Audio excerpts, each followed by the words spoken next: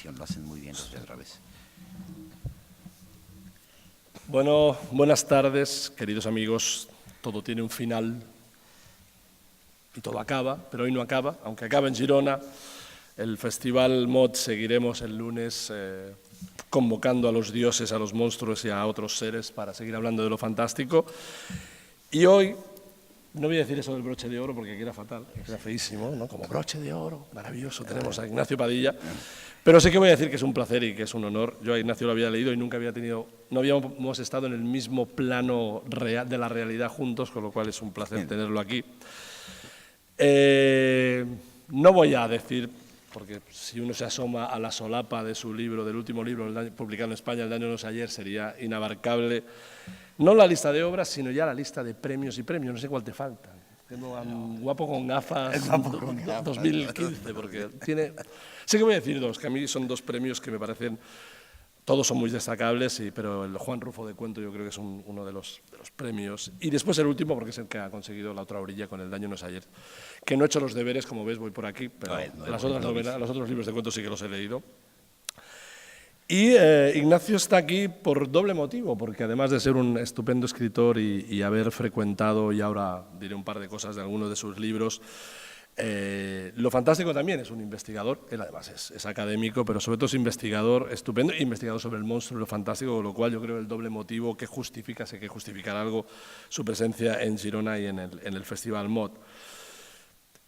Yo creo que, ya digo, para no centrarme y gastar el tiempo que es el que tiene que hablar de dar la lista de sus obras, sí que destacaré las que están formando esa micropedia que se abrió, y lo voy a leer porque si no meteré la pata, con las antípodas y el siglo. Después vino El androide y las quimeras, que es un libro excelente y del que le he pedido que me deje leer un fragmentito.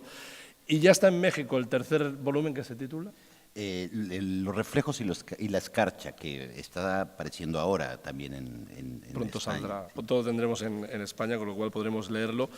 Y en este libro, también por lo que veo en El daño no es ayer, ese juego con el espiritismo también está lo fantástico, pero aquí hay varios textos excelentes. Y después uno que a mí me encantó cuando lo leí, que es El año de los gatos amurallados, que yo espero que llegue aquí, porque es un cuento que sale en un proyecto maravilloso, hecho por dos escritores y también fans de lo fantástico, que son Bernardo Esquinca y Vicente Quirarte, que él es escritor y además un gran estudioso del monstruo. Él publicó un gran ensayo titulado El monstruo como una de las bellas artes, que es una antología, Ciudad Fantasma, donde han recopilado relatos fantásticos sobre México de entre el siglo XIX y el XXI, o sea, los 3 siglos de historia de lo fantástico, y ahí hay ese relato que me arriesgo a decir que es un relato lovecraftiano, no sé cómo llamarle, porque es un relato en el que los gatos ocupan el mundo y los humanos viven bajo tierra. Es un relato realmente...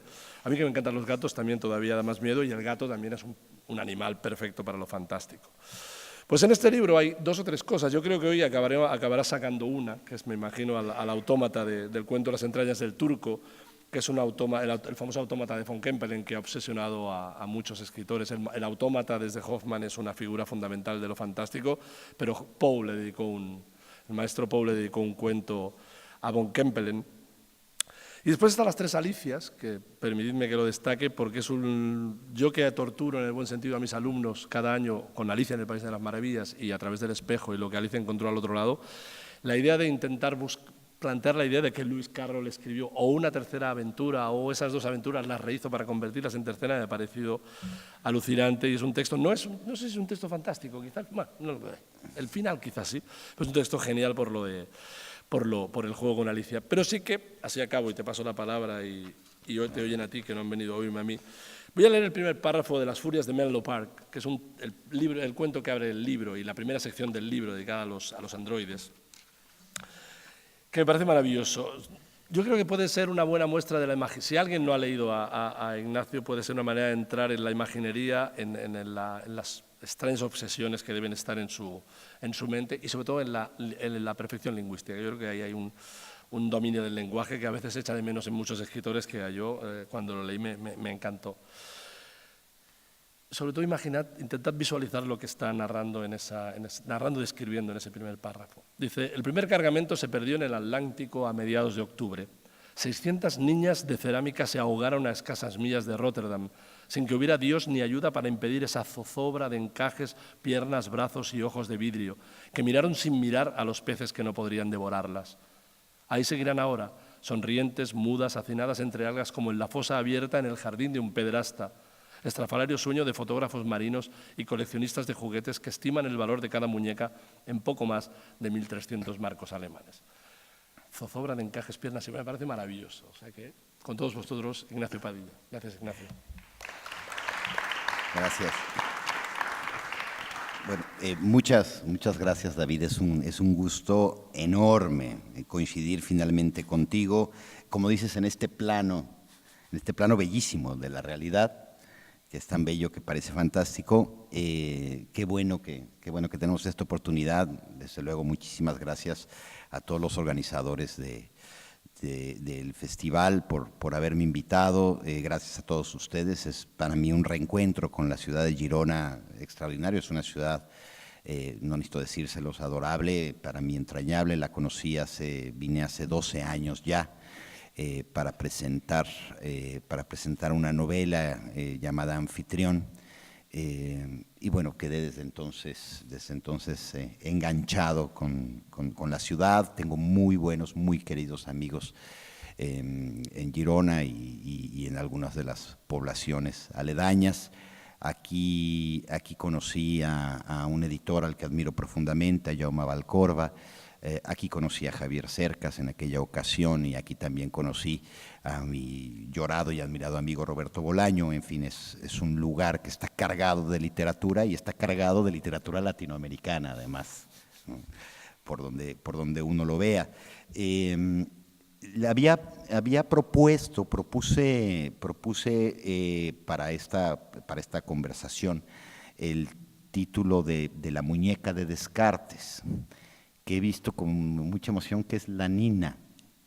Me gustó mucho que a las muñecas les digan así, la Nina. Y ahora David ha citado el comienzo de un cuento que se refiere a uno de los que estuvieron, como todos nosotros, obsesionados, y estamos obsesionados por las muñecas. Todos los relatos de esta segunda entrega del cuarteto de la Micropedia, este libro concreto, la de Android y las quimeras, son cuentos en realidad el punto de partida, esto es curioso, el punto de partida era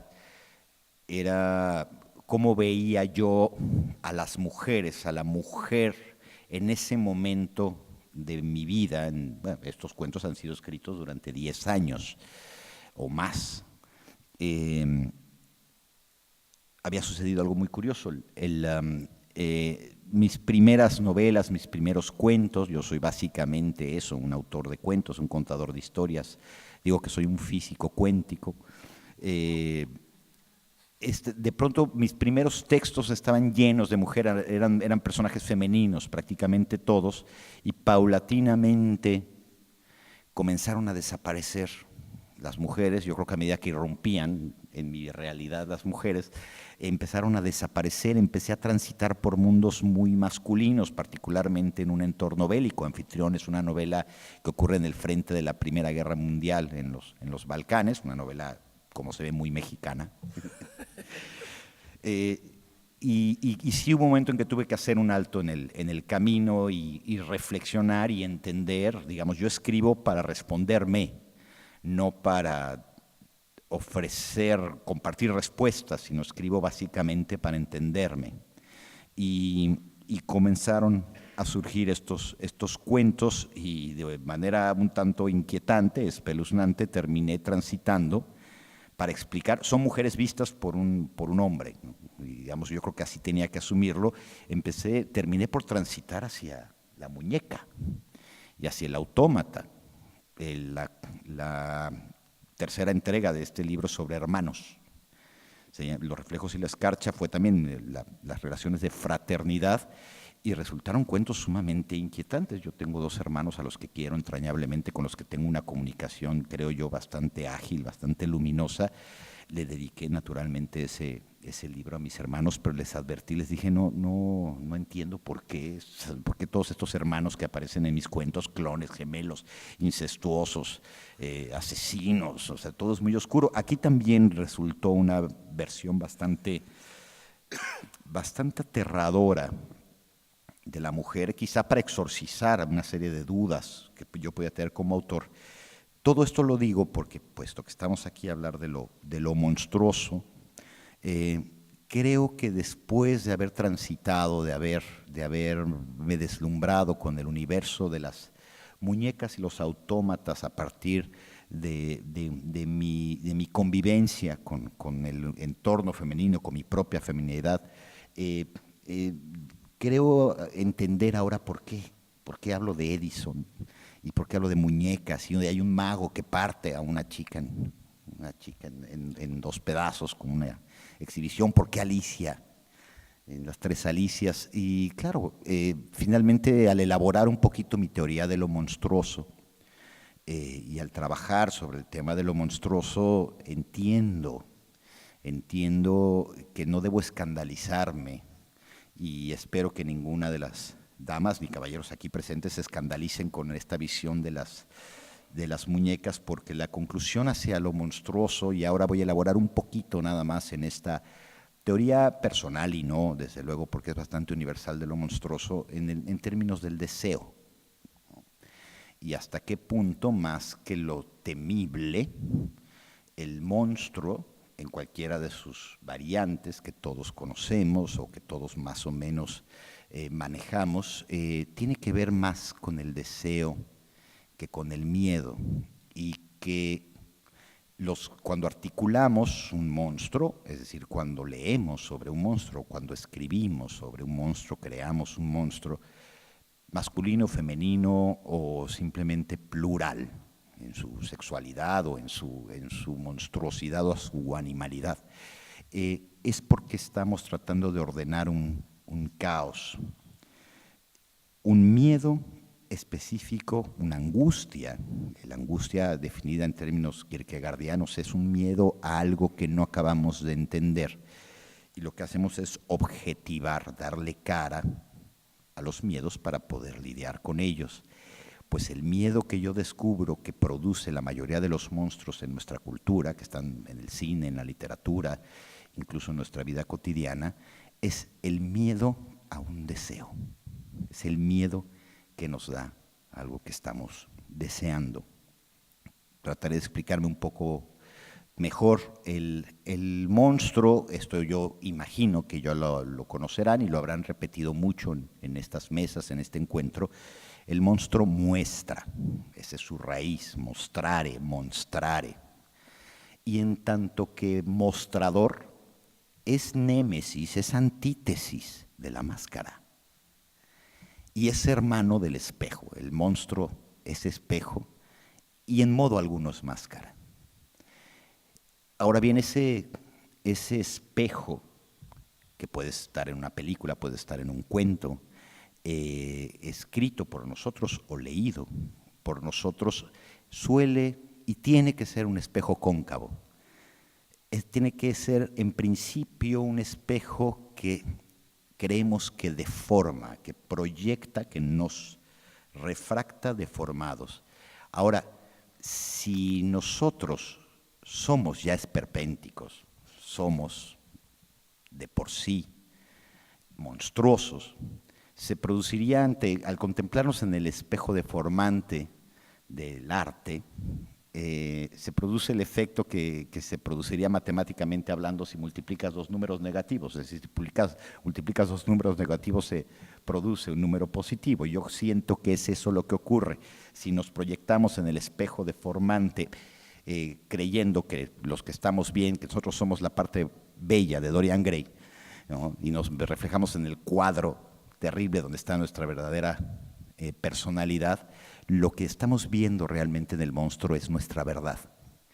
Tenemos la enorme ventaja, y por eso acudimos tanto, y por eso nos produce tanto placer lo monstruoso, por eso buscamos, por eso leemos. Digamos, si nosotros vemos en la realidad a un asesino en serie, una persona que nos amenaza, vamos a huir, pero si está mediada por la ficción, entonces nos genera un placer. Y la gran pregunta que siempre nos hacemos es, ¿por qué me produce placer ir a ver cosas espeluznantes? ¿Por qué me atrae tanto leer sobre monstruos? ¿Por qué esa desazón es también grata? Pues porque tiene que ver con algo que tengo dentro y que estoy a salvo de mí mismo porque ya está en el mundo de la fantasía, en el mundo de la ficción. Jugamos al como sí, como que este no soy yo. Y sí lo soy, lo sé que lo soy, pero realmente le está ocurriendo a alguien más y ahí está el placer de lo sublime. Lo que tenemos, creo yo, dentro y que usamos y que transportamos al mundo de la ficción para crear monstruos de todo tipo, son muchas cosas, pero principalmente es eso, sí hay cosas a las que tememos, pero sobre todo hay cosas que deseamos. Y yo estoy convencido de que todo miedo es un deseo y todo deseo es temible. Y sobre todo tenemos tantos deseos de infringir, de transgredir, que no nos podemos permitir, queremos hacer cosas que nuestro super yo nos dice que no están bien, pero las seguimos deseando. Y como no las podemos hacer, porque entonces la convivencia sería totalmente intransitable, imposible, entonces creamos al monstruo para que ese monstruo lo haga. Si hiciéramos, hay muchas taxonomías, muchas clasificaciones de lo monstruoso, pero si nos basamos en las más elementales, los tipos de monstruo que hay, yo creo que todo grupo monstruoso responde a un deseo de la humanidad, o deseos individuales, desde luego compartidos, que son deseos deicidas, deseos transgresores de asesinar a Dios o de cometer una falta, de hacer algo que en principio no está socialmente bien, pero que quisiéramos hacer. Estaba tomando notas del tipo de deseo que encarnarían los distintos grupos monstruosos. Llegaré a las muñecas, lo prometo. Los fantasmas, hay muchos tipos de fantasmas, los insonoros, los plenamente visibles, los plenamente etéreos, los solo visibles, los solo sonoros, los que mueven cosas, los que no mueven cosas, pero el fantasma está más en la insustancia que en la sustancia, digamos, es más etéreo, y en ese sentido es némesis del zombie, del vampiro y de la momia, que son pura materialidad, ¿no? Los fantasmas, creo yo, nuestra necesidad del fantasma parte de nuestro deseo de no perder nuestra materialidad, de nuestro sueño de que no tenemos una sentencia de muerte, que todos la tenemos, y que no nos apartaremos nunca del todo, nuestro deseo de creer en el alma, de que sí existe, que no es una ficción el alma, y de que el alma todavía puede estar en contacto de que los que partieron todavía pueden estar en contacto con nosotros, cuando el mensaje es, no, esto se acaba aquí y ellos se han ido. Bastante cerca de ahí están todos los muertos vivientes, pero yo creo que la idea de los muertos vivientes, particularmente los vampiros, que los vampiros son aristócratas, guapos, individuales, solitarios, ¿no? Están los zombies, que son clase media, son razas, son masa, y están las momias, que son zombies, son muertos vivientes, que son el nuevo pobre, ¿no? Son los aristócratas venidos a menos, porque el vampiro siempre será, suele ser multimillonario y tener todos los medios para resolver su gran drama, pero la momia es un muerto viviente muy venido a menos, cuando el zombie pues finalmente va adquiriendo rasgos aristocráticos profundos, ¿no? Pero es nuevo rico, el zombie siempre va a ser nuevo rico, pero son pura materialidad. ¿Y a qué deseo, no a qué miedo, sino a qué deseo responden los muertos vivientes? Yo creo que es el deseo obvio de vivir para siempre. Y detrás de cada monstruo está el mensaje de cuidado con lo que deseas porque podría cumplírsete. El monstruo cumple esos deseos y luego nos aniquila. Los monstruos animales, con todas sus variantes, desde el monstruo animal perfecto en su pluralidad, en su desproporción, que es el dragón, hasta el virus. El virus es un animal y es un monstruo contemporáneo muy importante, pero todos los animales monstruosos yo creo que responden a nuestro deseo de ser puro instinto, de vivir en un mundo en el que no tuviéramos que limitar o someter, subyugar nuestra racionalidad a la animalidad, que es el mensaje que nos transmiten todas las religiones, todas las mitografías. ¿Qué tal si pudiéramos vivir en un mundo donde fuéramos realmente bestias? Y que ahí está un deseo que todos tenemos y lo encarnamos en ese monstruo que son los monstruos animales, incluidos King Kong y Godzilla y demás, no digamos los monstruos antiguos. El doble como monstruo, William Wilson o cualquiera de los personajes dobles de las grandes mitografías, que están también en Los Gemelos, por ejemplo. El doble es muy obvio la encarnación monstruosa de nuestro deseo de ser otro. Y finalmente el autómata en el que están incluidas las muñecas, los robots, yo incluyo las computadoras, los ordenadores, viene del deseo de dar vida para poder quitarla. Ese es el mensaje muy evidente que genera en nosotros el sueño de la vida artificial. Román Gubern habla en Máscaras de la Ficción, en varios de sus textos, de una pulsión figurativa, que es muy bonito, es un término muy bonito porque habla de cuando vemos una mancha o una nube, tenemos por instinto, por naturaleza, tendemos a completarla y a darle sentido a lo que no tiene sentido.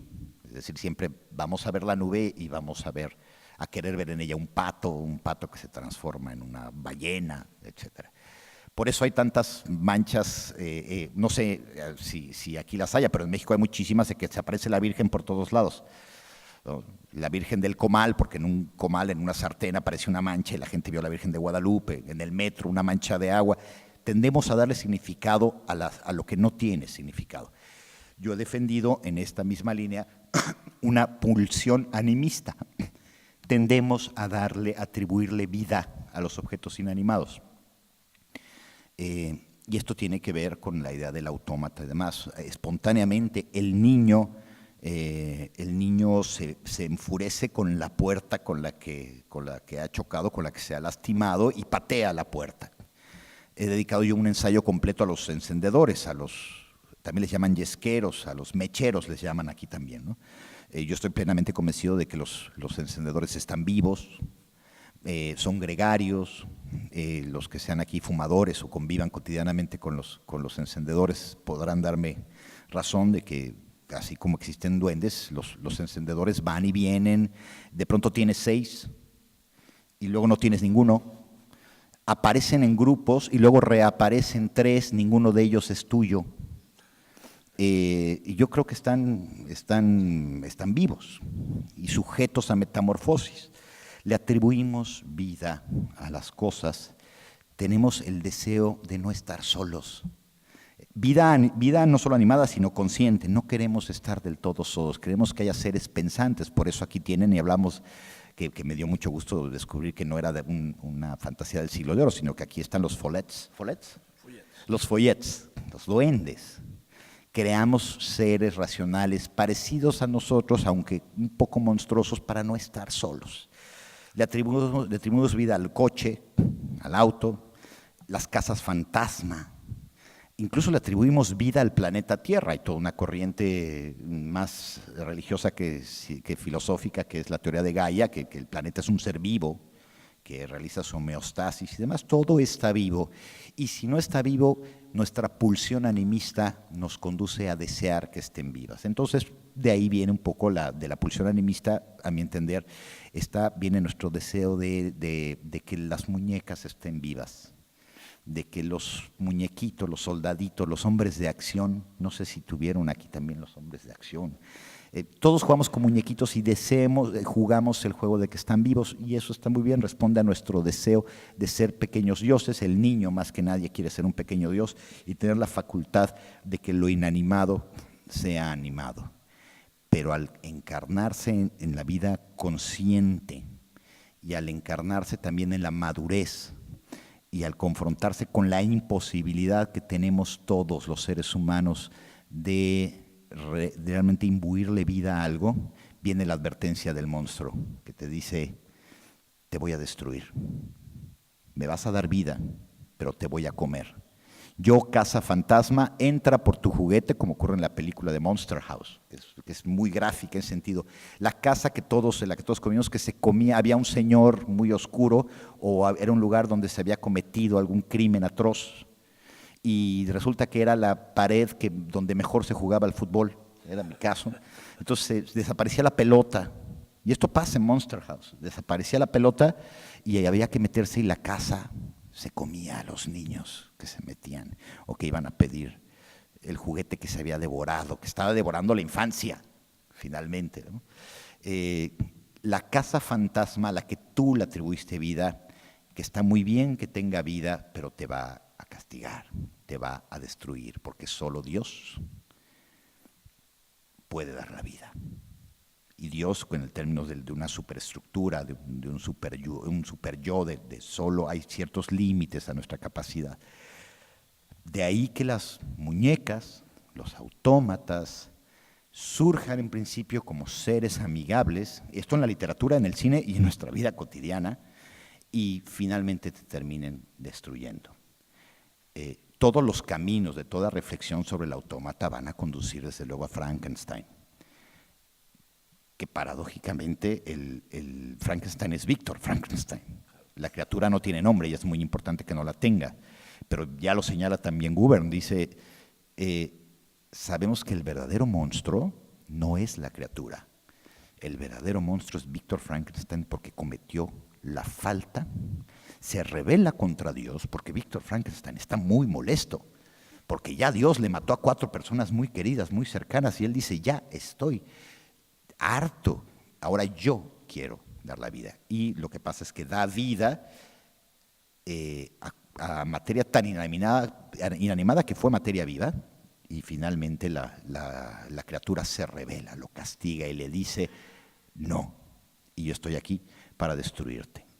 El abuelo de Víctor Frankenstein pues, es el golem, bueno, el padre sería el golem, la tradición jasídica checa. El rabino finalmente construye una figura gigantesca de barro, es cabalista y inscribe en la frente de esta criatura gigantesca las palabras necesarias, las palabras que solo Dios podría haber utilizado, y el rabino está creando el golem para proteger al gueto judío de una de las múltiples ataques que va a recibir, pero no sabe ser el creador del golem y el golem termina destruyendo al rabino.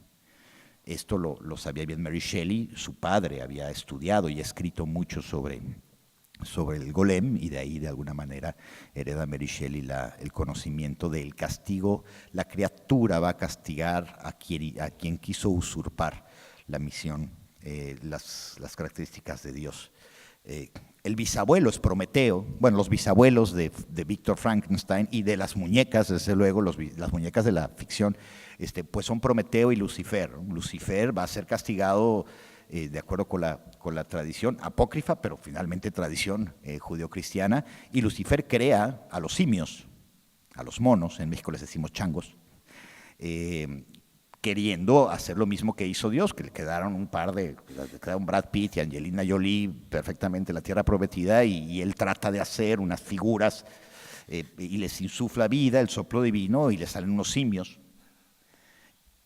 Prometeo crea, no solo es castigado por robar el fuego del Olimpo, sino porque Prometeo crea, según la tradición, un par de figuritas de barro, un hombre y una mujer. Les insufla vida y de pronto los dioses dicen, no, esto tú no lo puedes hacer, porque tú, Prometeo, eres un titán, no eres un dios. Y lo castigan también, porque quiso dar la vida. El único alquimista que no recibe su castigo por crear, por darle vida a un ser, pero sí la pasa bastante mal, pues es Gepetto. Finalmente Pinocho es un autómata. Claro que ahí podemos decir, es que es el hada azul, es Dios quien le da vida a Pinocho, no es Geppetto, pero Geppetto tiene un cierto contenido de alquimista, golémico importante. Pero bueno, él recibe su merecido porque la criatura, en el caso de Pinocho, a diferencia de la criatura de Víctor Frankenstein, a diferencia del golem, la criatura salva al padre, es el hijo que salva, es una telemaquia Pinocho. Sale el niño, es como Buscando a Nemo, que también la película es un rescate del padre, ¿no? Que de alguna manera el hijo, la criatura sí redime, Pinocho sí redime a Geppetto, pero la criatura mata a Víctor Frankenstein porque no supo respetarlo, crearlo. El efecto es el mismo con las ficciones, pero también con las realidades de los autómatas. Ya mencionaba David, desde luego, El hombre de arena de Hoffman.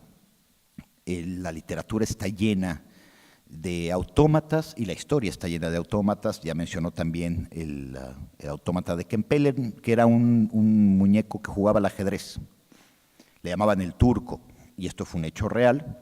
Terminó incendiado y era propiedad de Barnum, pero vivió varios siglos este autómata que jugaba al ajedrez, pero ahí no era estrictamente, era un juego de ficción muy interesante porque no tenía realmente no era un autómata. Adentro de este jugador de ajedrez, abajo en la tarima, había generalmente un jugador de ajedrez auténtico que mediante imanes y espejos podía responder a las jugadas que proponía el jugador en turno. El cuento que yo escribí aquí sobre el autómata de Kempelen es que era una ajedrecista, una maestra ajedrecista, una mujer, y el jugador, uno de los grandes campeones que jugó efectivamente contra el androide de Kempelen, se termina enamorando del muñeco. En realidad está enamorado de la mente de la chica que está dentro del autómata, pero termina enamorándose del muñeco y termina secuestrando al muñeco y se lo lleva, un poquito como la canción de Serrat del maniquí, ¿no? Hay una que se enamora de un muñeco, que es una reflexión automática, que hay hasta películas y todo de todos los que se enamoran de maniquí. Por cierto, un paréntesis, el tiempo de vida de un maniquí es de 7 años, por si les sirve, ¿no? Lo cual habla mucho de nuestra idea de belleza. Hoy en día cambia cada 7 años, pero ahí está reflejada nuestra idea de belleza. Enamorarnos del maniquí, enamorarnos de la muñeca, o el llamarle a fulana es una muñeca, ¿no? Digamos, hay este elemento, pero desde luego hay una objetivación que va a ser castigada. Felisberto Hernández tiene un cuento maravilloso que se llama Las Hortensias, de un señor que va inventando muñecas y va teniendo sus muñecas y termina desgastando, desde luego, su relación conyugal. Tenemos la presencia de la mujer inflable, ¿no? Que es una presencia real, que tiene muchísima significación en la actualidad. Juan José Arreola tiene un cuento maravilloso que es profundamente misógino, Juan José Arreola, en sus textos, pero hay una que se llama La Plastisex, que es una joya de la literatura latinoamericana, que es sobre una muñeca inflable. La película esta, que hay un remake que es con Nicole Kidman, que llegan a un mundo perfecto donde todas las señoras son autómatas, las mujeres no me acuerdo, pero seguro la ubican, ¿no? Y todo se convierte en pesadilla, todas las reflexiones de la muñeca, estoy hablando de la muñeca de género femenino, que terminan convirtiéndose en un desastre, y desde luego la gran obra de la Eva Futura, que luego fue parafraseada por Lucía Echeverría, la Eva Futura de Villiers de l'Isle-Adam, donde aparece Edison. Y es una idea de cómo una muñeca termina suplantando a una mujer amada, ideal, y que se llega a confundir el amante, que le pide a Edison, que vivía cuando Villiers de l'Isle-Adam escribe la novela, le pide permiso a Edison de incorporarlo, de convertirlo en personaje de su novela, y él le crea una muñeca. Lo curioso es que Edison, y de ahí, o sea, de la obsesión de Edison, de ahí surge este cuento, Edison estaba obsesionado por las muñecas. Edison era un personaje prometeico, se le llamaba así, era el Prometeo del siglo XX y XIX también, y tenía una fijación por las muñecas. Hizo varios proyectos de crear la primera muñeca parlante. Profundamente inquietante. La literatura miscelánea renacimental está llena de historias espeluznantes de bebés que hablaron en cuanto nacieron o que tenían dientes. Hay dos cosas que resultan, que espantan mucho. Es el bebé con dientes y las historias del bebé diabólico que habla en cuanto nace. No, es Lungheimlich otra vez, que es el autómata, es lo siniestro absolutamente, pero bueno, Edison, como había inventado el fonógrafo y era un gran empresario y era un tipo además con una ética nula, absoluto, o sea, le robó y destruyó Tesla, por ejemplo, era un hombre terrible, Edison. Explotaba muchísimo a la gente, maltrataba mucho a la gente, robaba ideas, pero también era un genio y era nuestro moderno Prometeo y nuestro moderno Frankenstein también. Dijo, voy a hacer muñecas, porque quería hacer muñecas, y voy a reducir mi fonógrafo al mínimo posible, y luego manda a su socio, todo esto es real, lo manda a Europa a buscar muñecas tan grandes como sea posible para que quepan los pequeños fonógrafos. Y para tratar de hacer la primera muñeca que dijera mamá, pero no iban a decir mamá, iban a cantar. Como la primera transmisión era Mary Had a Little Lamb, pone a mujeres inmigrantes a trabajar 12 horas en situaciones de hambre, depauperadas, terribles, las pone a trabajar, a grabar todos los días frente a una especie de, yo pongo ahí que es como una especie de falo, una especie de serpiente, metidas en cubículos, cancioncitas, una tras otra, en cada uno de los cilindros de sus fonógrafos pequeñitos, a cantar Jack and Jill, alguna redondilla. Y se hundió, en efecto, uno de los cargamentos de muñecas, con esto empieza el cuento, y termina, puso todas las... Esta es la historia imaginaria de una de las señoras que graba una de esas cancioncitas y fue un fracaso rotundo. Yo digo, ¿cómo no va a ser un fracaso rotundo cuando una niña le dan una muñeca de este tamaño para Navidad y oye una canción cantada por una mujer que era cualquier cosa menos dulce? Y las enterró, esas muñecas están enterradas. En alguna parte no las han encontrado, pero en el distrito de Orange, donde estaba la gran fábrica de Edison, las enterró, fue un fracaso rotundo.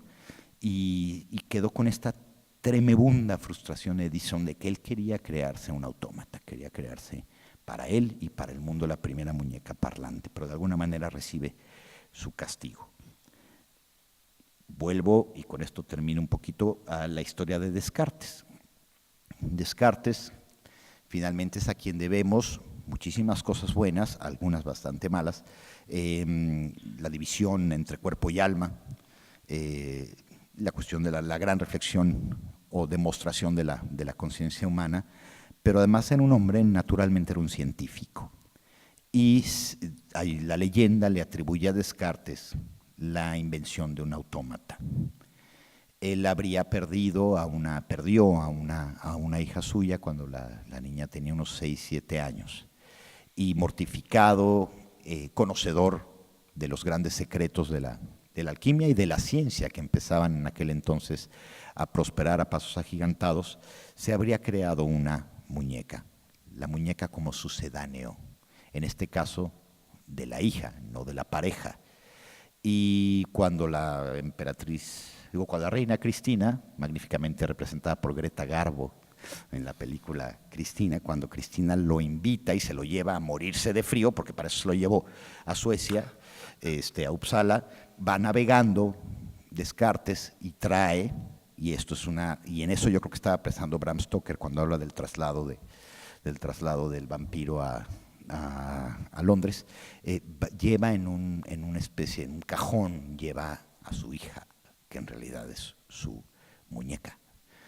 Los marineros se enteran y dicen, esto nos va a traer mala suerte porque esto no debe ser, esto no está bien.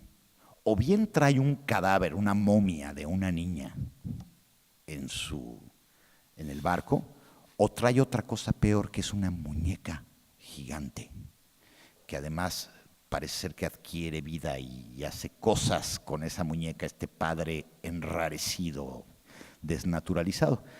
Y la leyenda, hay varias versiones, cuenta que arrojan, que uno de los marineros arroja al mar la muñeca de Descartes, la devuelve desde luego a su navegación uterina, a su vida originaria opariana, y Descartes asesina al marinero que la despojó de su hija. Esa es una de las versiones, y la otra es simplemente que se resigna y llega a Uppsala y muere finalmente de frío, como Víctor Frankenstein también, muere de frío en el reino de Cristina. A esa muñeca me refiero, creo que es uno de los muchos puntos de partida para la reflexión automática. Esto en cuanto a las muñecas, y yo creo que de ahí en adelante podemos perfectamente engarzarnos con la cuestión del robot, la rebelión robótica, que pues Fritz Lang, el cine, es el que más ha tratado con la rebelión del robot y de la computadora, que alcanza su culminación en HAL, en Odisea 2001, que finalmente es la computadora que se revela y dice, no, está el yo robot, desde luego, y están los cyborgs de Ridley Scott. El matiz, sin embargo, es importante. Todos creemos que HAL, la computadora de Odisea 2001, se revela sin más. Mata a 3 astronautas, termina matando a los otros 3. Bueno, Bowman consigue escapar, pero solo en Odisea 2010 y un poco en 2061, en la tercera parte de las novelas de Arthur C. Clarke, se entiende que realmente HAL es como la criatura de Víctor Frankenstein. Cuando la criatura de Víctor Frankenstein le preguntan ¿por qué perseguiste a tu amo hasta matarlo? Y responde la criatura, dice, es que nunca me dio un nombre. No me supo tratar como a una persona, y yo soy una persona, y por eso me enojé. HAL, en Odisea 2010, dice, a mí me pidieron que mintiera. Y le dice a su papá, a su creador, el científico, le dice, me cortocircuité, porque me pidieron que hiciera algo para lo que tu papá no me habías programado. Por eso los maté. Esa es la explicación que da HAL. La reflexión robótica que ha sido, especialmente durante la Guerra Fría, el miedo a la rebelión robótica, el miedo a que nos vuelva redundantes el monstruo, que nos suplante, que ya seamos inútiles, que sean las computadoras ahora capaces de fabricarse a sí mismas, conducen, sin embargo, a la última gran reflexión de la rebelión robótica, que tiene que ver, desde luego, con la rebelión o la destrucción de la muñeca, que es, hay un momento en el que el creador merece su castigo, y en el que los seres humanos, por estar, otra vez es el castigo, por querer ser como dioses, nos merecemos que nos hagan redundantes los cyborgs. El cyborg de Ridley Scott dice, yo pienso, luego existo, como dice el señor de la muñeca, Descartes. Y yo soy independiente. O el yo robot de Asimov dice, yo no soy un asesino, los asesinos son los seres humanos y me quieren culpar a mí, y yo no estoy aquí para yo no soy un objeto o un receptáculo de sus culpas y de sus faltas. Yo estoy plenamente y está desde luego Terminator que empieza siendo la amenaza del robot y termina salvando a Sarah Connor y a su hijo y al elegido. Me parece a mí sumamente importante que consideremos que nuestros miedos y nuestro deseo de crear vida sigue ahí, sigue la ingeniería genética, las películas y la literatura sobre la rebelión de nuestra tentación de la ingeniería genética son constantes. El zombie vuelve como parte como las guerras, las películas de epidemias y demás, pero yo creo que la más bella reflexión actual sobre la monstruosidad deseada, irredimible del autómata, de la muñeca, del robot, se encuentra en la película Wall-E de Pixar. Es bellísima porque finalmente es Wall-E y Eva, desde luego la pequeña Eva, que en ese caso, en vez de destruir a quienes los crearon, redimen a la raza humana que está en esta especie de arca de Noé intergaláctica, todos gordos, ¿no?, que ya no se mueven y demás, y de pronto Wall-E, en compañía de su pareja primigenia, redime a la humanidad. Es cuando el robot salva a la humanidad. Creo que ese es el punto de la reflexión en el que actualmente nos encontramos. El robot, sin embargo, lo mismo que la computadora, lo mismo que la muñeca, van a seguir siendo monstruosos. Y creo que va por ahí. Pero bueno, ya hablé mucho, así es que podemos aquí platicar en qué está de acuerdo o no está de acuerdo.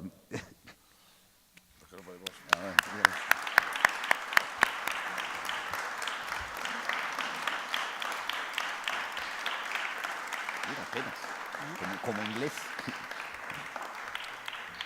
Cada día yo he planteado, cada día que me ha tocado lidiar con este asunto, yo he planteado lo mismo. Si hay cualquiera de los asistentes en la sala que quiera hacer alguna pregunta, este es el momento. Si no, yo he ido aquí tomando notas caóticas para no discutir, porque yo apuntaba cosas para decir, tiene toda la razón, vámonos a tomar una cerveza. Porque ¿Ya para qué? Pero si hay alguien que tenga alguna pregunta, cuestión, crítica. El tema es infinito, como habrán dado cuenta, y solo hablamos de una de las taxonomías monstruosas. Esto puede... Pues me lanzo yo, porque me ha dejado muy... Porque yo que estos últimos meses y casi un año llevo trabajando en el monstruo, estos días hemos discutido mucho también. Ya, si hay alguien que ha estado las 10 anteriores, voy a sacarle uno de los asuntos que hemos... con Albert Sánchez Piñol salió, quizá con Víctor menos, pero con Cristina Fernández Cubas volvió a salir. Pero antes lo conecto con lo que planteabas, que me parece muy interesante, la idea del deseo. Porque a veces hemos olvidado, o hemos privilegiado la idea de la monstruosidad, primero como el ser horrendo, porque había que distinguir al monstruo del normal, entre comillas, y de ahí el juego que tú planteabas de los reflejos, finalmente quién es el monstruo. Pero sí que necesitábamos acotar la normalidad y la realidad para distinguir al monstruo. ¿Quién es el monstruo? En que no es como nosotros, y cómo lo vemos claramente, porque físicamente no es como nosotros. Y sobre todo con la idea del mal, con la idea de lo negativo, de lo terrible, olvidando que detrás está el deseo. Yo por eso enseguida he apuntado cuando has empezado hablando del deseo, porque quizá una de las figuras, por eso te decía que estos días hemos hablado de ella, que está anulando la dimensión monstruosa del monstruo, es al haber perdido la idea del deseo. Y te lo digo por todo lo que está ocurriendo con la nueva monstruosidad posmoderna. Siento si estabais aquí estos otros días que le pregunté lo mismo a Albert. Pero, ¿cómo ves tú ese nuevo monstruo que está surgiendo, sobre todo pensando en el adolescente? Desde los Twilights y los vampiros, estos adolescentes idiotas, a los zombies también puritanos sobre todo. O el otro día no hablamos de ella, pero hay una película que en español, como siempre se traduce todo como, no sé, en México no sé si hacéis lo mismo, pero aquí The Searchers de John Ford se convirtió en Centauros del Desierto, pues Warm Bodies se ha transformado en Memorias de un zombie adolescente. Quien sabe inglés creo que worm significa memorias y body significa, no sé quién inventa, supongo que es para vender, para que los chicos vayan a verla. Pero hemos dulcificado, normalizado al monstruo, y ya no solo, y estos días hemos hablado quizá en el aspecto que ha dejado de ser maligno, pero es que ha dejado de ser una figura realmente del deseo. Porque lo que hace esta chica, no sé cómo se llama, Bella, la de Twilight, sí que es enamorarse de un vampiro, pero el vampiro deja de ser esa figura de la transgresión.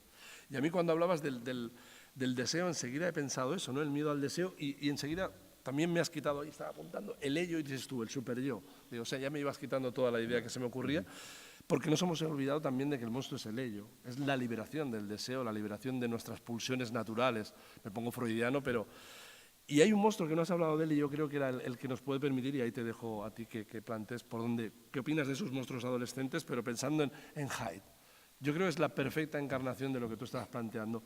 Hyde surge, ya no es el monstruo que está a nuestro lado, surge de dentro de Jekyll, pero surge de dentro de Jekyll porque está en Jekyll. A veces la novela de Stevenson y sobre todo las adaptaciones de cine las han convertido en una especie de pelea entre el bien y el mal, como si Jekyll fuera el bien. No es así. Yo vi una cosa tremenda, no sé si llegó a México, vi Jekyll y Hyde musical con Rafael haciendo de...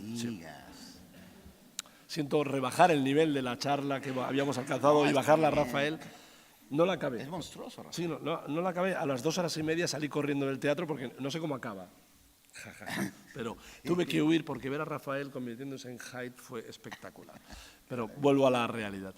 Yo creo que Hyde representa eso, ¿no? El estar dentro de él, pero es el deseo... O sea, Hyde es perfecto. A lo mejor voy a decir alguna barbaridad, pero para mí Hyde es... Yo quiero ser Hyde. Y para Stevenson también. Claro, o sea, yo quiero matar, me molesta, lo mato. Con perdón, esta mujer me atrae, la violo. Quiero comer, como. Estoy diciendo barbaridades, pero sí que es la liberación es el superhombre. Y de algún modo brutal, ¿no? Y a mí me asusta mucho cada vez que me meto en hate porque me doy cuenta de cómo es la figura del deseo. Y yo creo que esos chicos, nuevos monstruos, están, tú lo has dicho, conservadoramente destruyendo el deseo que encarna el monstruo. Sí, pero tienen, bueno, es que es un universo maravilloso el que estás tocando. Yo ubico dentro de mi muy cuestionable taxonomía monstruosa, ahí comparto la que hace Gubern. Yo ubico a Jekyll y Hyde con el doble, el espejo, claro. Etcétera, pero todos se tocan. Lo que has dicho del matiz sumamente importante y hoy, desde luego, totalmente desgastado, de el gran monstruo de la dualidad del ser, que es Jekyll y Hyde. Nabokov ya lo decía, aclaraba e incluso tenía un diagrama, Vladimir Nabokov, sobre Jekyll y Hyde. Dice, ojo, Jekyll y Hyde no son antitéticos, no son el bien y el mal, como luego nos lo hizo creer Jerry Lewis y todos los demás. Bueno, con una versión que a mí me encanta, me gusta mucho, pero finalmente Hulk es una versión de Jekyll y Hyde, y tampoco Hulk, en la serie de tele y en las películas recientes, no es malo. Bastante peor es, Dr. Jekyll es un gusano, es un tipo, no es todo virtud, es el caballero victoriano perfecto, con todo lo criticable que tiene que haber en la cultura puritana, colonialista, imperialista, nefasta de la época victoriana y eduardiana. Jekyll y Hyde es el hombre perfecto, es el científico perfecto, con una ambición radical. No es un dechado de virtudes, no es un santo, como tampoco es santo Simón del Desierto de Buñuel, por cierto, es un auténtico monstruo. Pero es lo que sucede, entonces él quiere hacer algo con una patente para hacerse millonario y que le den un premio equivalente al Nobel, y quiere separar la naturaleza, las dos naturalezas humanas, ahí es el superyo y el yo, para poderlas controlar, pero no para que la humanidad sea más feliz, ni mejor, ni mucho menos. Quiere separarlas, y lo que pasa es que al separarlas, también su monstruo termina destruyéndolo, pero él entiende que tiene que destruirse porque Mr. Hyde es él. Ahora, Mr. Hyde es sumamente sexy, como es el vampiro bien llevado. Ahora, es verdad que yo miro con muchísimo escándalo el tratamiento de ciertos arquetipos monstruosos, particularmente los de Crepúsculo. Pero paralelamente a Crepúsculo, que son totalmente, es una propaganda de la abstención, pero además son los personajes, y luego llevados al cielo, los personajes son sosos, los actores son nefastos, la prosa es pobre. Ha habido alternativas, y yo creo que el monstruo y la reflexión, nuestra gran reflexión sobre lo monstruoso debe estar en las series de televisión hoy en día. Que es donde los escritores serios están trabajando de una manera interesante, y también los no muy serios. Digamos, la gran paradoja ingenua, absolutamente desgastada, lo que tú dices del monstruo, yo la ubico en Crepúsculo y la ubico en American Horror Story, que son todos los arquetipos de lo monstruoso en esta serie reciente de los Estados Unidos, tan ingenuamente expuestos y con este sentimiento absolutamente puritano, igual que en Walking Dead, los zombies, que llega a ser risible. Todos los lugares comunes, pero vistos desde la profunda religiosidad y moralidad de la cultura estadounidense. No obstante, los ingleses, que son infinitamente más cínicos, sumamente violentos, que fueron capaces de crear, de darle vida pues, a todos los grandes monstruos del romanticismo y después del romanticismo, que hicieron que Stevenson fuera un monstruo. Stevenson era un tipo absolutamente creado en un calvinismo escocés, en la iglesia escocesa tremenda. Era un hombre enfermizo que siempre quiso viajar. Era un tipo que vivía absolutamente reprimido por sus modelos familiares puritanos, pero que cuando se fue a Londres se dedicaba en las noches a hacer un calavera. E incluso quiso incendiar un bosque. Esther Stevenson. Él está hablando, cuando Jekyll y Hyde dice, es que yo soy este, pero también soy aquel, soy esos dos.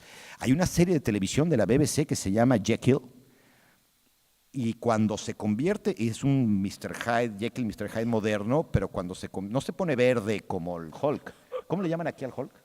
La masa. La masa, claro, a este que le llaman la masa, es ese ser verde, Bueno, que era Lou Ferrigno cuando salía la serie de televisión. Pero el Jekyll que sale ahora es un hombre sumamente atractivo. Sí. El Mr. Hyde es un tipo muy, muy, muy atractivo, y las mujeres se sienten sumamente inquietas en su presencia, pero se sienten inquietas porque les gusta. Y es un tipo muy echado para adelante, desagradable, pero que tiene este rollo sexy. Ahora, creo que sí se están generando monstruos acordes. A mí me parece que el paradigma del monstruo perfectamente bien llevado de la ficción al gran inconsciente colectivo que reúne todas las inquietudes monstruosas antiguas y modernas es Hannibal Lecter. Hannibal Lecter es un tipo que también es sexy. O sea, y las aportaciones que hizo Hannibal, que hizo Anthony Hopkins al personaje Hannibal, es el primero, si ustedes se dan cuenta, en el que el asesino en serie, que es el monstruo contemporáneo, incorporado recientemente a la ficción, en el momento en el que el asesino en serie dejó de ser totalmente malvado, primero porque no parecía musulmán, no se parecía a Bin Laden, pero el asesino en serie es el enemy within, el enemigo en casa. He's one of us, diría Conrad. Entonces aparecen todos estos asesinos en serie que de pronto en la sociedad profundamente infantilizada y victimizada, donde los verdaderos monstruos son los que tienen el complejo de Peter Pan, es decir, Michael Jackson, son unos seres totalmente inquietantes, pero el asesino en serie de pronto dice, sí, yo cometí estos asesinatos en tal escuela, pero yo también fui víctima. Cuando era niño abusaron de mí, etcétera. Entonces Butor dice esto, ahora todos somos víctimas y todos somos inocentes porque es una sociedad en la que no hay responsabilidad. Bush va a decir, no, nosotros no somos culpables de lo que pasó el 11 de septiembre, ocurrió allá. Son los malos, el imperio del mal, etcétera. Esta sociedad totalmente maniquea, pero entonces te llevas al asesino al mundo y el asesino va a ser tan bueno que va a ayudar a Clarice a encontrar al otro asesino en serie. Y ahora ya tenemos a todos estos asesinos en serie como seres un poco invisibles que son detectives. Está Dexter, creo que es un monstruo sumamente interesante, que es héroe. Sigue siendo un asesino en serie, pero es el detective. Y luego están todos estos asesinos que son como el Mr. Hyde y que medio están seduciendo siempre en la novela negra, en las series de televisión, en no sé cómo le llaman aquí, el The Mentalist, que tiene su némesis, que se llama Red John.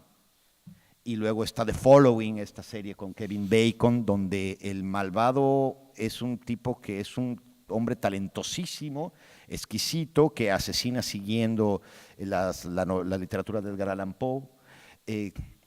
Pero hay una concordia, hay un yo soy tú, tú eres yo, todos somos el mismo monstruo. Creo que es ahí donde están surgiendo los monstruos más interesantes, en la televisión. En la literatura yo creo que sí, en efecto, el desgaste ha sido mucho.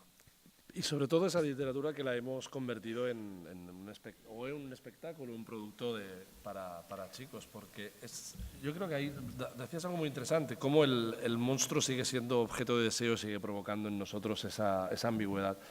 Cuando deja de ser ambiguo, cuando se convierte en un ser plano, despojado. Yo es que me preocupa, insisto mucho, porque quizá lo mejor me he obsesionado yo demasiado estos últimos tiempos, pero casi es aquello de decir, yo no quiero que vuelva Nosferatu, no quiero que vuelva el monstruo feo y tal, pero fíjate cómo Hyde, en la novela hay algo prodigioso, que el cine lo destruye porque el cine es un arte visual y no puede trabajar con palabras. Hyde no es feo. ¿Y no? En la novela. Es que también hemos equivocado la iconografía de Hyde. Hyde lo que tiene, y eso es la grande de la literatura, es que no puede ser descrito porque nadie puede con palabras trasladar lo que Hyde provoca, pero no solo provoca rechazo, provoca algo que va más allá del rechazo. Pero claro, rechazo porque es sexual. Exactamente. Es totalmente antivictoriano, claro. Y es rechazo porque está resultando demasiado atractivo. Claro. No lo describen nunca. Claro, pero porque no se puede. Y entonces, claro, el cine que tuvo que hacer, convertir a Hyde en esa especie de Frederick Mark, ¿no? en la de Ruben Malmunian. Tiene que ser un mono, porque si no, no hay nadie que hubiera visto en la película y hubiera dicho, ese es el malo. Pero el Hannibal Lecter me encanta que lo digas porque eso es verdad. Y quizá ese monstruo que es un monstruo natural, ya no es un monstruo fantástico. Es de lo real, son los monstruos sí de que lo real. También es muy interesante lo que haces, y que lo has citado de pasada, y lo ligo con la belleza del monstruo, es los pellejudos, los replicantes de Blade Runner. Cómo también son eso, es decir, ya han dejado de ser seres monstruosos para ser, bueno, y Pris ya, Daryl Hannah, cuando era Daryl Hannah la pobre, porque el otro día vi una foto de ella, lo sé que la edad no perdona, pero hay alguien que la edad lo castiga, la cirugía. no lo perdona, y la cirugía. Pero esos son perfectos. Y además me ha encantado lo que decías de los maniquís, porque los maniquís tienen 7 años, pero los replicantes tienen 4. Claro, y los replicantes van a ver a su creador para buscarlo, pero además son seres bellos. Y eso da horror también, porque además encima de que son fuertes, inteligentes, más fuertes, more human than human, ¿no? Son más humanos que los humanos, encima son bellos. Y eso es muy interesante. Porque eso yo creo que tardó mucho en llegar, ¿no? El acercar al monstruo. Yo creo también Anne Rice, ¿no? en Interview with a Vampire, trata de que el vampiro no humanizarlo del todo, porque no hubiera sido un vampiro, pero sí que darle una entidad que nosotros logremos proyectarnos en el vampiro. Claro, el Lestat es la seducción. Sí. Luis es el llorón, el bobalicón, que no quiere matar humanos, pero el personaje de Lestat, el original, aunque Tom Cruise no sé por qué, ahí está bien. Sí, o sea, Tom Cruise, que es cuando un lo hombre apaleable. Cuando lo dirigen bien, sí funciona. Ahí está bien. Y es verdad que ahí tienes la doble, pero Anne Rice no pierde de vista que el vampiro es un vampiro. Hay series que, en respuesta a lo terrible que es Crepúsculo, han querido funcionar. Está True Blood. True Blood, sí, digamos, claro, es otra cosa. el vampiro vuelve cíclicamente. Siempre, claro. Digamos, la momia desapareció, los zombies aparecieron en los 60, ahora están de moda, monstruo postapocalíptico y demás, creo que desaparecerán, pero el vampiro tiene esta característica de volver. Porque es mucho más rico, quizá, ¿no? El zombie yo creo que es la perfecta. Estos días hemos hablado mucho de zombies y de la perfecta encarnación de la masa proletaria y demás, pero acabará. ¿En México estáis haciendo lo mismo con los clásicos, que es añadirle zombies o no? No, tiene un nombre ese género que es muy interesante. Se está trabajando más, que es otro tema maravilloso para estos encuentros, que es el steampunk. Claro. Pero ahora lo interesante sería incluir a zombies en el steampunk. Claro. Pero en el steampunk están los vampiros. ¿No? Todavía tenemos nuestra marcha zombie, tenemos... No, lo digo porque ya sabes que hay el lazarillo zombie. No sabía. Sí. Y Fortunata y Jacinta zombies. La de Galdós, Claro, ¿de verdad? porque yo conocía Pride and Prejudice Claro, pues, y zombies. Ahora ya tenemos falta el Quijote zombie. Ya sabes. Alguien lo hará. ya estoy lucubrando hacer el Quijote zombie.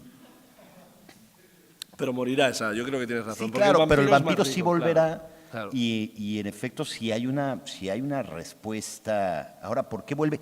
Hay un elemento en el vampiro que responde mucho mejor a inquietudes personales que colectivas, que es los términos de la iniciación sexual.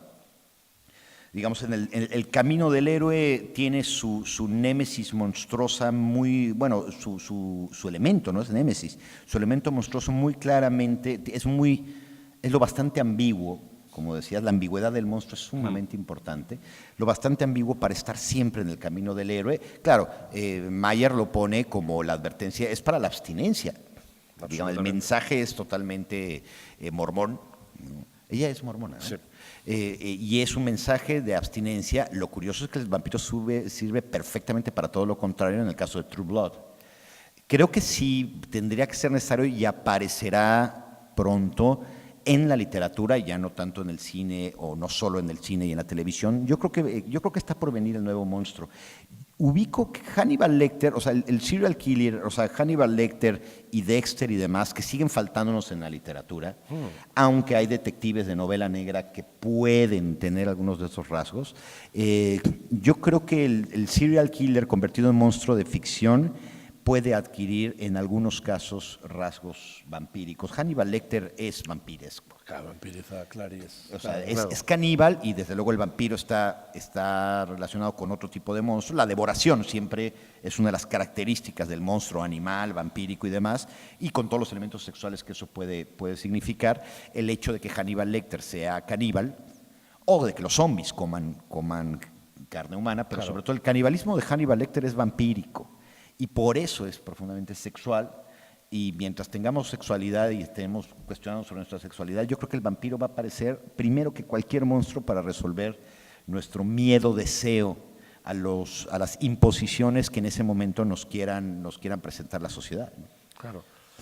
Sí, porque además después están los otros miedos, ¿no? El miedo ese nuevo miedo. Yo creo que también es una de las fuentes donde podemos explorar la monstruización, que es la invasión que provoca que tú te monstruices, ¿no? Y esa sí que la explora la ciencia ficción, ¿no? Desde los ultracuerpos, la invasión de los ladrones, ¿no? De cuerpos. Y están los extraterrestres también, que Que eso es muy de, ese es es de muy de que te iba Guerra a sacar, Fría. ¿no? Cómo el extraterrestre ha ido evolucionando, ya no de Marcianito Verde, porque nunca tardó muchísimo en ser Marcianito Verde. Primero fue seres informes en Wells, después se convierten en antropomorfos extraños. Bueno, Ultimátum en la Tierra al lado, porque aquel magnífico robot. Pero sí que ahora se ha convertido en otra cosa, ¿no? El extraterrestre viene a vivir entre nosotros, o viene a suplantarnos, y recuperamos algo que los americanos inventan con la paranoia. Y yo creo que a lo mejor también es otra vía de la monstruosidad, ¿no? Hacer que tú, vía virus, porque fíjate, el zombie, ahora hemos entrado en una situación con el zombie muy interesante, que ha dejado de ser ya no el zombie originario antillano, ni el zombie de Romero, sino que ahora es el zombie explicado por la ciencia, es un virus, ya sea una epidemia o lo que sea, porque necesitamos racionalizar, estamos también conservadorizando al zombie. Pero sí que el virus se está convirtiendo en muchas formas de seguir proyectando nuestros miedos y nuestros horrores al otro, que es a nosotros mismos, porque el virus nos va a convertir en otro ser. Pero el virus es un monstruo muy interesante porque es muy versátil. Digamos, sirve ahora, como dices, en efecto, no había considerado eso, que ahora es la cuestión del virus vinculada con el zombie, también con el sueño de la vida artificial, ¿no? Aunque ese ya estaba un poquito, desde estas cosas, la amenaza de Andrómeda, me acuerdo, claro. aquellas cosas había mucho cine de miedo al virus en la época de la Guerra Fría, pero digamos, la sociedad finalmente es perfectamente legible a través de los monstruos que crea. Dime qué monstruo sueñas y te diré quién eres. El caso de los extraterrestres es muy interesante porque desde luego lo que dice, sí, los hombrecitos verdes, bueno, los platillos voladores empiezan a aparecer en los años 50. Y luego una pareja muy singular inventa el primer hombrecito verde. Pero luego hay épocas en las que son grandes insectos. Y bueno, desde luego todos tienen acento alemán primero y luego ruso. Y ahora ya, pero no han llegado a tener acento árabe, ¿no? Lo que ves es que estamos en una transición. Ahora, digamos, habría que pensar en el momento de la Guerra de las Galaxias y del derrumbamiento del muro de Berlín, pues es cuando aparece finalmente el extraterrestre, ya no te va a comer, ya va a ser tu amigo, tan amigo que se va a llamar E.T. Spielberg es un absoluto genio y es el gran creador, intuidor. Tiene una capacidad, él olfatea con 5 años de antelación la transformación de la sociedad hacia sus monstruos. Esto lo hace con E.T. porque logra, enfría la monstruosidad del extraterrestre, nos presenta primero encuentros cercanos del tercer tipo, donde ya son agradables. Sí. Hasta encantadores, y dice, sí, llévame. Antes era que bajaban en paracaídas, desde luego con acento ruso, los extraterrestres, y te llevaban. Y era Doctor Strangelove, parodiado en Kubrick y demás, y de pronto ya te lo encuentras en tu casa y es un niño que dice Elliot von Home, y bueno, primero es que sí quiero que me lleves, quiero que me abduzcas. Y ahora llega el culmen del extraterrestre, porque generalmente la tendencia, esto es muy interesante, a descubrir siempre que el monstruo, que nosotros somos los monstruos. En el caso de Ridley Scott, en Blade Runner nos dice el cyborg, el mensaje que nos da Ridley Scott es que el malo es el ser humano, o el que nos da Asimov, ¿no? En el caso de los extraterrestres, Sector 9. Sí, aquí se llamó Distrito. Bueno, Distrito 9, sí, Distrito 9, que tienen guetizados a los extraterrestres, lo ubican, y ahí es el mensaje de que antes los malos eran los que venían del otro lado, del otro planeta, y nos iban a devorar, hasta el culmen de Aliens y demás, que ahí se mezcla el monstruo animal, y de pronto te dicen, no, los malos en realidad somos los seres humanos, junto con el remake del día en que la Tierra se detuvo. Somos tan malos que un día el planeta Tierra, ser animado, pide auxilio porque tiene una enfermedad, tiene un virus. y pide auxilio y los extraterrestres reciben ese llamado y mandan a Keanu Reeves, en el remake, a salvar a la humanidad, al mundo, porque el virus somos los humanos.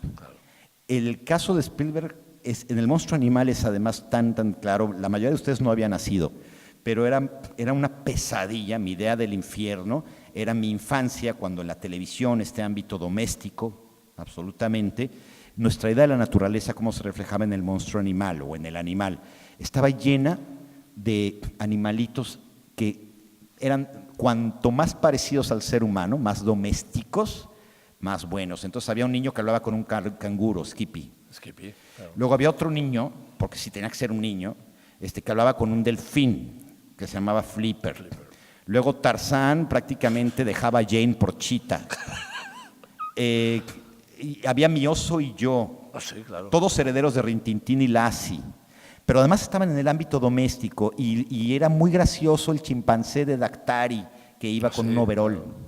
Y tú querías a la naturaleza en la medida en que estuviera en tu casa domesticado y que se pareciera a ti, que pareciera humano, porque nuestra idea era que seguíamos siendo los dueños de la naturaleza y que lo bueno era el progreso, la civilización.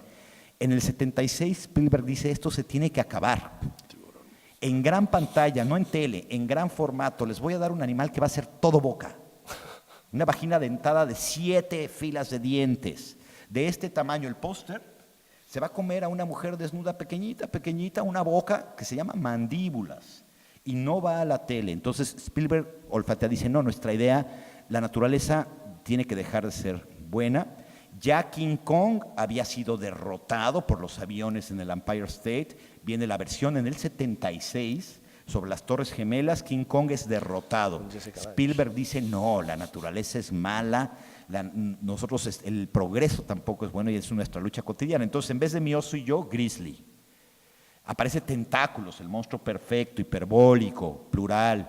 O, bueno, desde luego también Hitchcock con los pájaros. Empiezan a atacarnos los pájaros. De pronto ya nos queremos meter a la piscina, a la alberca, porque hay un tiburón. Yo pensaba que había un tiburón adentro. Había un oso terrible en el bosque, tentáculos, orca, la ballena asesina, marabunta, las abejas asesinas 1, 2, 3 y 4, piraña 1, 2, 3 y 4. Todo esto es después de Tiburón. Sí. Y de pronto hay una reinvención de nuestra idea de la naturaleza y otra vez volvemos al mismo mensaje que es la naturaleza no es mala, la naturaleza no es buena en la medida en que sea antropoide, sino que el hombre es malo. Y hay que liberar a Willy. Claro. Que ahí no, o sea, Willy está cautivo y hay que liberarlo porque solo en la naturaleza, porque el hombre ha sido malo, y es el mismo mensaje del día en que se detuvo la Tierra del remake. Y fíjate que la de Samalayan ¿cómo se llama la de que la naturaleza? Esa es una cosa muy rara, la de una niebla extraña. No, son las plantas que deciden, las plantas. Sí, entonces las plantas deciden hacer que los humanos se suiciden. Pero estaba el día de las trífidas. El día de los trífidos maravilloso. Pero claro, esa de Shyamalan es muy extraña porque tiene errores de verosimilitud. A mí es que me provoca siempre cabreo. Y los niños. Ya no hacemos películas, pero ya no se hacen películas. Aquí en España, por cierto, que Tiburón aquí Mandíbulas aquí se tradujo Tiburón, que no era tan bueno el título. En México también era Tiburón, pero Mandíbulas era realmente el enemigo de James Bond cuando era Roger Moore. Exactamente, es verdad. Pues yo creo que también porque estamos conservadurizando el mundo, también siguen habiendo, por ahí queda alguna película con algún niño, pero no sé si tú has visto, en el 74 se estrena ¿Quién puede matar a un niño? De Chicho Ibáñez Serrador. No, esa no. Wow, eso es una pasada, una novela anterior de un escritor español. Murió hace 2 o 3 meses el pobre, de la edad de Chicho, gente ya con 70 y algo. Y es una novela que la película la mejora, en la que una isla, puede ser una islita de aquí del Mediterráneo, antes de Los chicos del maíz de Stephen King, los niños han decidido matar a todos los mayores. Malo, okay, como desde El Señor de las Moscas. Pero aquí lo peor es que la película llegan unos turistas, que es un tipo y una mujer embarazada. Y es una película del 74, hecha en España, o sea, en pleno reinado de Sauron Franco.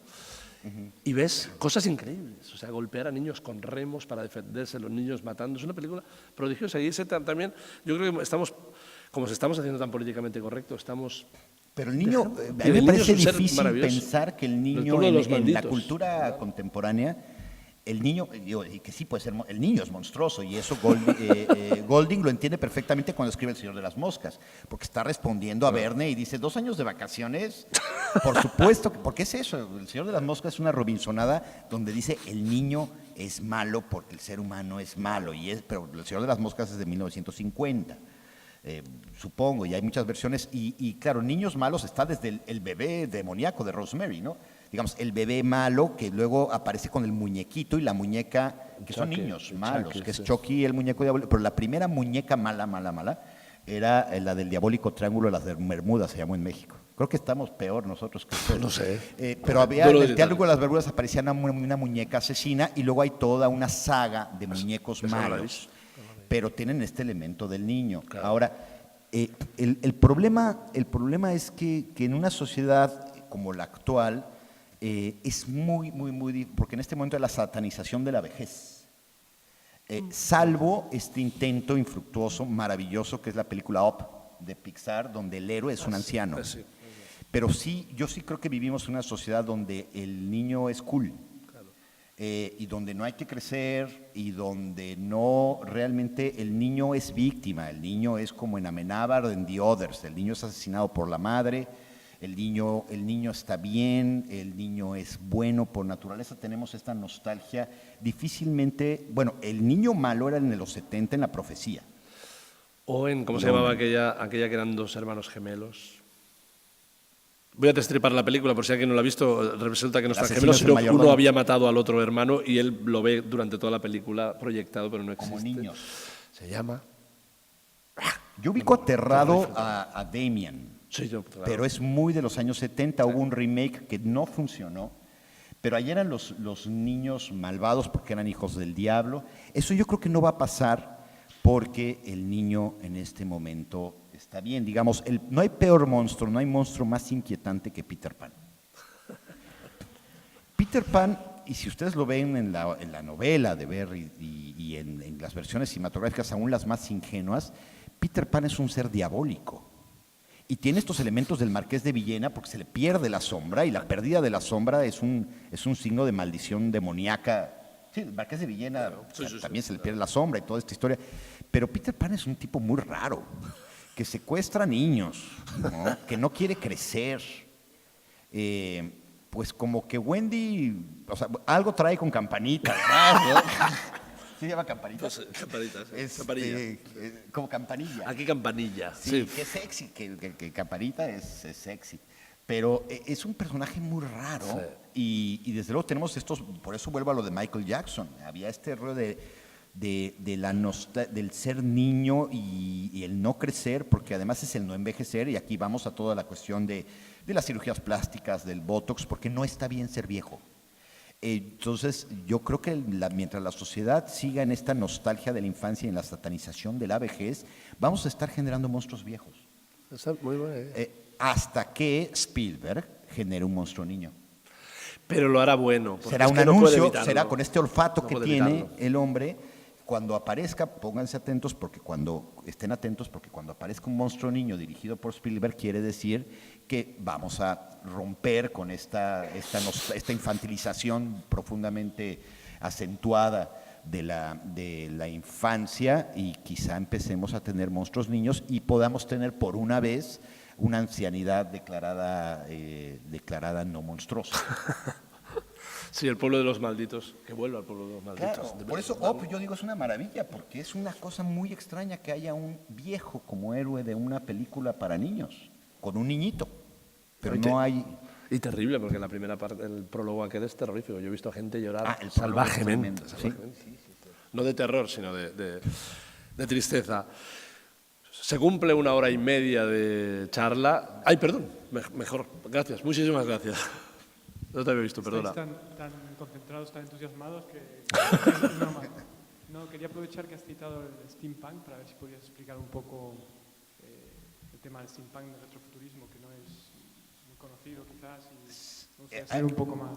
Me parece, a mí me interesa mucho la influencia que afortunadamente está teniendo tanto el cine como la literatura por parte de la novela gráfica y el cómic. Digamos, solo hasta ahora ¿no? Digamos. Y a mí siempre me llamó la novela gráfica y lo que yo en general conocía como cómic, porque tenía una estética dislocada temporalmente, ¿verdad? Como había un elemento de futuro, de pasado y demás, ocurrían todo en una especie de cronotopo cero que venía funcionando en la novela gráfica hace mucho tiempo, pero la literatura no lo había adoptado y tampoco el cine. Y finalmente no conozco estrictamente los cánones. Sé que uno de los modelos cinematográficos del steampunk es la película esta de donde salen Van Helsing y demás, ¿cómo se llama? La Liga de los, La Liga de los Hombres Extraordinarios. Aquí se tradujo así. Se llamó La Liga Extraordinaria, la Liga de los Hombres Extraordinarios. Ocurre en un tiempo histórico alternativo, en la época no victoriana. La mayoría de las novelas, hay una novela inicial, pero se ha convertido en un universo en el que transitan muchos escritores y escritoras y donde transitan también muchos novelistas gráficos y ahora muchos cineastas. Se creó un mundo, un escenario donde ocurre una estética particular. Es un mundo alternativo, es un tiempo pasado que no ocurrió en la época eduardiana, donde está prohibida la electricidad. La electricidad ha sido proscrita a raíz quizá de los experimentos de Tesla que se ocurrieron o de los despliegues que hizo Edison al electrocutar elefantes para satanizar la corriente alterna. Se prohíbe la electricidad y todo se mueve con vapor. Corrígeme si me equivoco, porque tampoco... O sea, ¿sabes que hay una antología de autores españoles? Salió el año pasado, ¿la viste? Que acaba de salir el año pasado, y me interesa muchísimo. No sé siquiera si esto surgió primeramente en el Reino Unido o en Estados Unidos. Creo que es inglés. Eso es el escenario, es un mundo alternativo eduardiano donde no hay electricidad y sin embargo todo se mueve por vapor y la electricidad existe pero está proscrita. En estos universos se mezclan personajes de ficción con personajes históricos o parientes de personajes históricos. Mi mujer Ixdic acaba de traducir una novela steampunk donde los personajes son es la sobrina de Bram Stoker, la hermana de Bram Stoker con la hija de Mycroft Holmes. Se conocen y entablan una aventura en este mundo steampunk, con una aventura detectivesca, medio de ciencia ficción, pero todo es antiguo y sin embargo es ciencia ficción. Y en la Liga Extraordinaria aparece Van Helsing. ¿Quién más está? ¿El Dr. Jekyll y Hyde? ¿O quién es más? Sí, bueno, sale hasta el pobre Dorian Gray. Sale Dorian Gray. Todos malos, sí. Sí, y es una evocación de la literatura victoriana mezclada con la ciencia ficción que sigue pareciendo victoriana, y es un mundo apasionante. Yo creo que La Ciudad de los Niños Perdidos, las películas de Junot Carola, de La Ciudad de los Niños Perdidos y Delicatessen, tienen un elemento pre-steampunk interesante. Bueno, y está aquel horror que salía Will Smith, que en el fondo es una adaptación, sí, Wild Wild West. Claro, es una araña, se mueve todo con vapor, o sea. Cierto. Hasta Hollywood devora. Inmediatamente. Ahora, yo creo que funciona más literariamente, creo que cinematográficamente no va a funcionar, ¿no? Porque es casi caricaturesco. Claro. Y en el cine todo se ve más grande y más burdo, inevitablemente, porque es más grande que la vida. Y la literatura yo creo que sí tiene un poquito esa sutileza porque es casi literatura juvenil. Y no hablamos de los monstruos de la literatura juvenil, de Hunger Games y demás, pero bueno, esa ya es otra. Donde el monstruo es el adolescente, que ya no es adolescente. Pero eso está muy bien, a mí me parece que ahí hay otra beta que será para otro festival. Ahora sí, ¿alguna pregunta más? Pues yo creo que no sé si Gloria quieres decir algo, pues yo creo que como clausura de esta parte, de este lado A del Festival MOT en Girona, yo creo que hoy ha sido un día estupendo, un día muy completito que ha empezado muy pronto y no hemos parado de hacer actividades. Gracias a todos por venir, gracias a todos por participar durante esta semana, pero, insisto, mañana, que es el Día del Señor de descanso, y esta vez de descanso de verdad, no impide que el lunes vuelva el horror en Olot, que ya le he contado a Ignacio que está construida sobre volcanes, con lo cual a lo mejor alguna de las charlas provoca una erupción y tenemos una fiesta estupenda. Lo dicho, muchas gracias a todos y nos vemos en Olot.